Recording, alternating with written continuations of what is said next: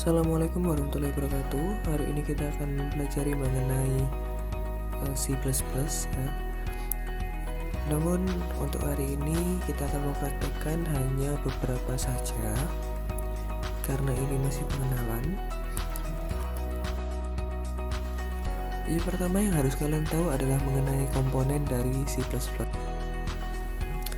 Jadi dalam C++ itu ada yang namanya identifier atau pengenal, yang biasanya ini ditaruh di dalam paling atas ya, dimana dia akan menyatakan variabel, konstanta, dan tipe data staf fungsi. Dan mereka itu memiliki aturan dimana yang pertama tidak boleh dimulai dengan karakter non huruf,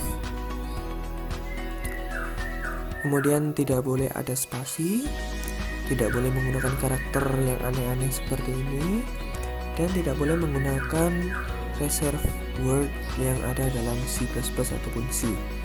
Nah, kalau misalkan kalian menanyakan mengenai apa saja reserve word itu ada banyak sekali sebetulnya, yang artinya dimana setiap kata-kata ini atau setiap sesuatu yang ada di sini itu akan mengartikan hal yang lain di dalam program. Nah, contohnya ada break, ada double, ini line, dan lain sebagainya. Jadi yang ini nantinya akan kalian pahami sendiri ketika sudah berjalan. Nah, untuk tipe data dalam C++ ini sebetulnya sudah saya jelaskan kemarin, yaitu ada char ya. Char ini untuk karakter yang tipenya sedikit, jadi hanya satu karakter ya. Kemudian ada short integer, jadi integer yang hanya sedikit, tapi ini jarang sekali digunakan, jadi kita bisa langsung menggunakan integer ini. Long integer, kemudian ada float, double, dan lain sebagainya. Ini juga nanti akan kalian pahami dengan ketika sudah berjalan ya. Kemudian ada yang namanya deklarasi variabel. Jadi deklarasi variabel ini digunakan dalam program yang harus dideklarasikan terlebih dahulu. Contohnya, kemarin ketika kalian membuat sebuah algoritma, ya, ketika saya menyuruh kalian membuat algoritma, di sana saya berikan contoh, misalkan ada variabel nama, ya, misalkan nama. Nama ini merupakan variabelnya adalah char, misalkan char ini, atau kemudian ada juga nomor absen, misalkan nomor underscore absen. Ini berarti integer, nah, seperti ini. Untuk penulisannya dalam program itu seperti ini penulisannya. Jadi integer dulu baru jumlah. Berarti variabel jumlah ini merupakan integer. Kemudian ada float, harga satuan. Berarti harga satuan ini berupa float dan lain sebagainya. Seperti itu ya.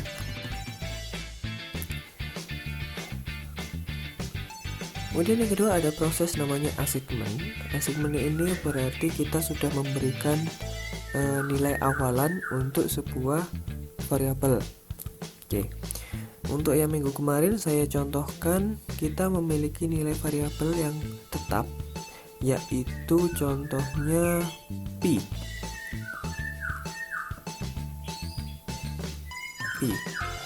Nilai dari pi ini kan tetap ya. Jadi bisa 22/7 atau 3,14. Jadi karena ini nilainya tetap, kita bisa menuliskan dengan cara yang seperti ini. Misalkan jumlah sama dengan 10, berarti jumlahnya itu isinya adalah 10. Kemudian harga satuan isinya adalah 23, sekian. Contohnya seperti itu. Next, komentar. Jadi di dalam C++ itu ada yang namanya komentar.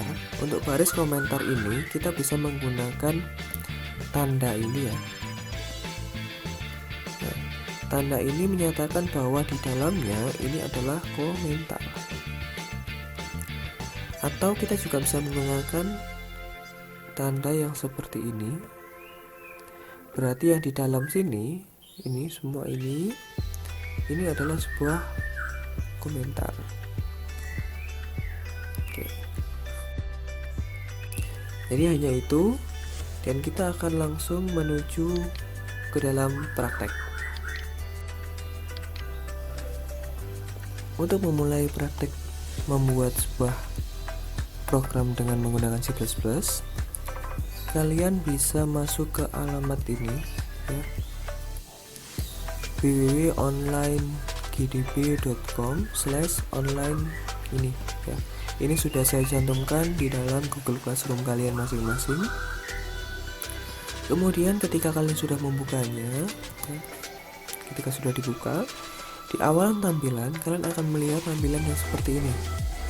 Di bagian atas ini dia menggunakan komentar. Jadi ketika nanti kita compile, untuk komentar yang ada di atas ini tidak akan ditampilkan. Kemudian pada bagian paling atas dua baris ini adalah header. Nanti header itu apa dan juga header itu apa saja di dalam C++, kalian bisa mencari sendiri di dalam internet. Oke. Kemudian integer main ini adalah tempat dimana kalian nanti akan membuat sebuah program. Jadi di dalam sini ini adalah isi dari programnya. Nah, kalau misalkan kalian baru memulai, di sini sudah ada cout, kemudian tanda seperti ini. Setelah itu diikuti dengan isinya. Isinya adalah hello world.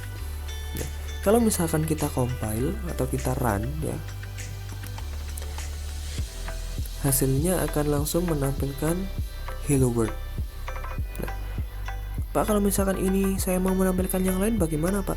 Kalian tinggal mengganti isi dalam cout-nya.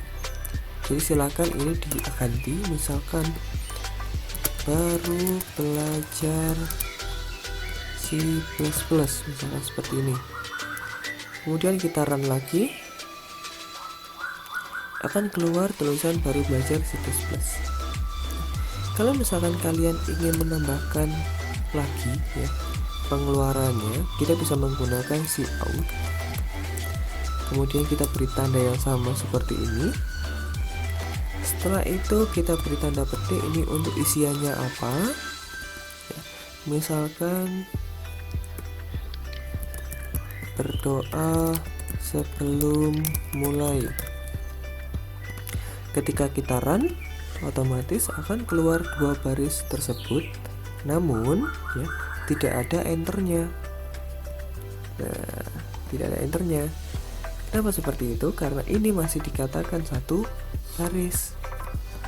Kalau misalkan kalian ingin membuat sebuah enter ya, kalian bisa menambahkan seperti ini. Oke, kemudian kita run. Nah, otomatis dia akan mengakhiri baris tersebut dengan cara penambahan n seperti ini.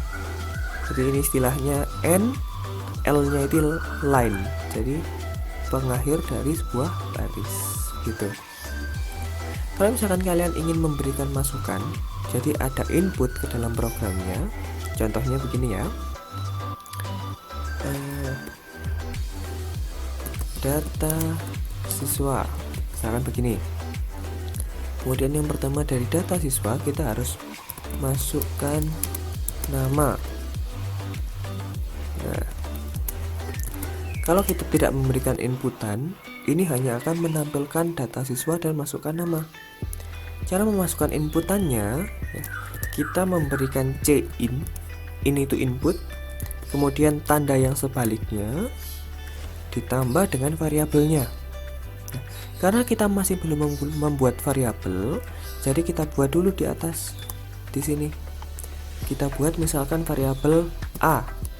A ini nanti variabelnya isinya adalah nama. Kalau nama kan berarti kita menggunakan car A. Kemudian di sini kita tambahi variabel A berarti ya. Seperti ini. Dan nantinya kita bisa mengeluarkan karakter nama tersebut dengan cara cout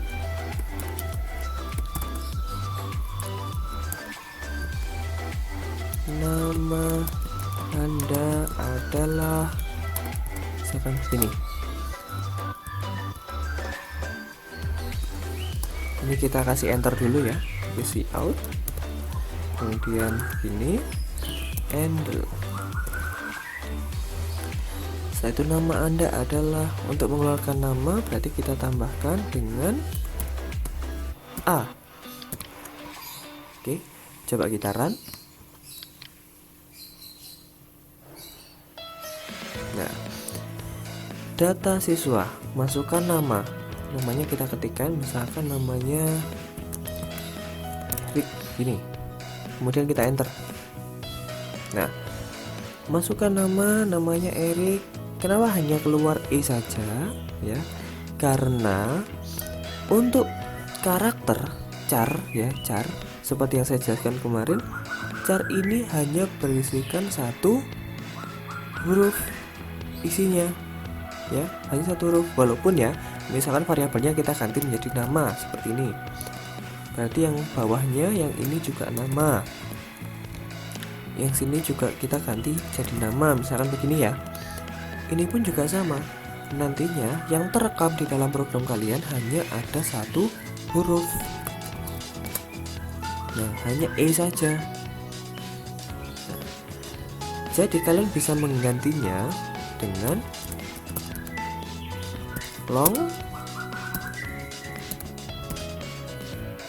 karakter, misalkan begini. Kita run. Sebentar.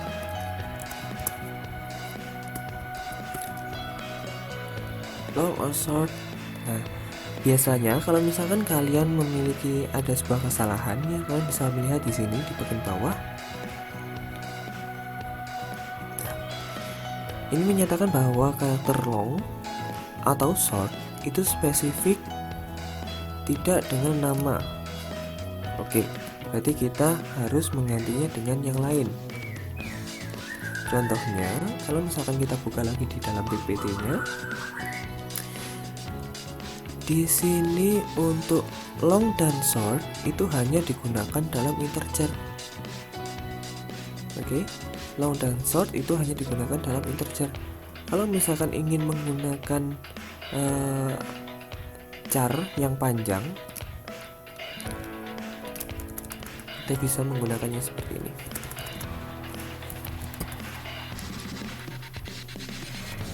Oke, kita akan coba menggunakan yang paling bawah ya, wchar_t.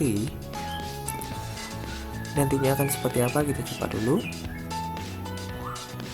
Oke, berarti untuk C++ ternyata dia tidak bisa terincludekan dengan yang ini, wchar_t. Oke, kita coba yang lain.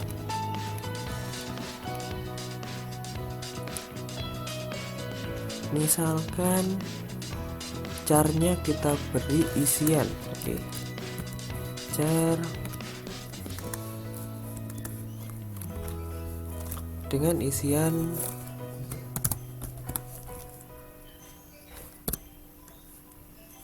jangan 510. Kita run.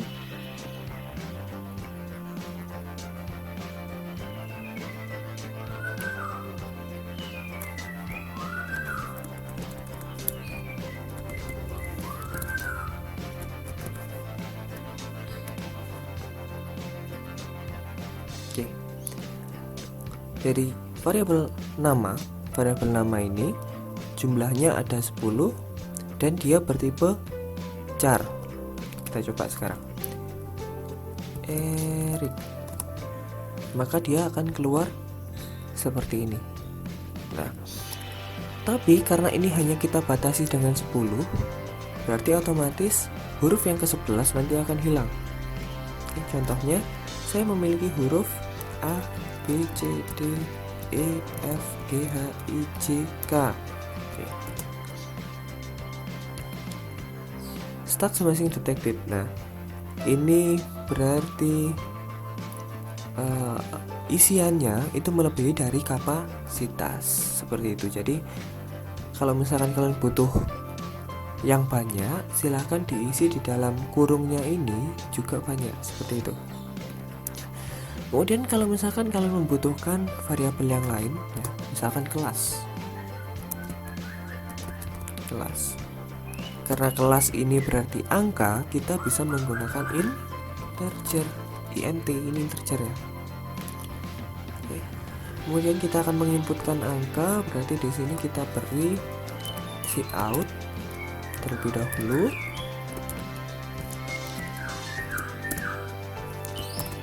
Isinya adalah masukkan kelas.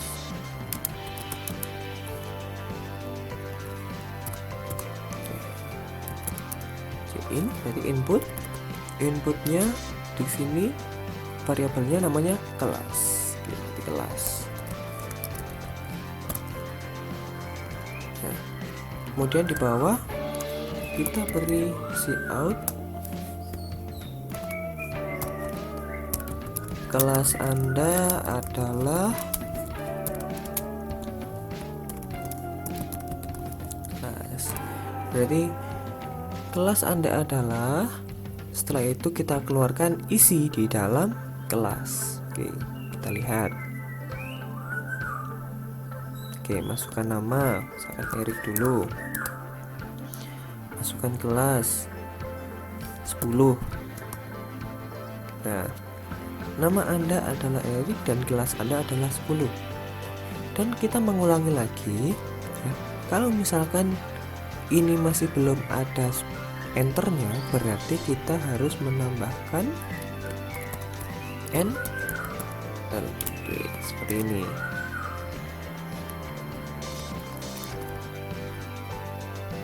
Nah, coba kita masukkan lagi, mulai dari nama, kemudian kelasnya 10, hasilnya ini. Oke, jadi hanya segitu saja untuk pertemuan hari ini, karena kita masih mempelajari dan masih sangat-sangat awal untuk menggunakan C++. Dan apabila ada pertanyaan mengenai hal-hal yang ini, yang saya ajarkan ini, silakan langsung kalian tanyakan ke saya. Oke, Assalamualaikum warahmatullahi wabarakatuh.